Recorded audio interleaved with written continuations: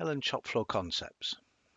The overall concepts are that the data is held in the local factory track database. It's fully integrated with LN, with the reduced functionality if the link to LN is not currently available. It supports operators and machines as the resources. The order types currently supported are job shop production operations, PCS project activities, and indirect tasks. These are downloaded from LN via batch process. In the case of indirect tasks, these are through ION bods. The different types of users that are supported in LN shop floor. We have supervisors who control operators and machines, reviewing their performance and assigning tasks to them. Operators, who are the individuals performing shop floor tasks such as starting, stopping, issuing materials, reporting operation, and reporting production.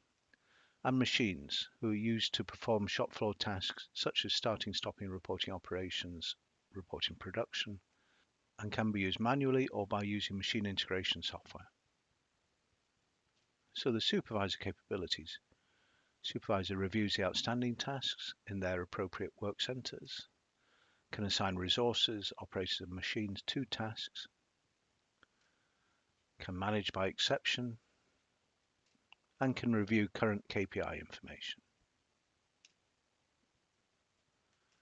The operator capabilities are to start and end production or PCS or indirect tasks, issue material required for production tasks, report operation quantities complete, report final operation quantities complete with options available to report to inventory and print the labels, and to review all information for a task, including documents held in the IDM system.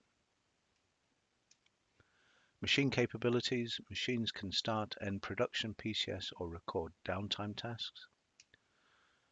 They can be used to issue material required for production tasks and to report operation quantities and final operation quantities with options to report to inventory and print labels. We have the capability for full machine integration, where we process information from machines or send information back to machines.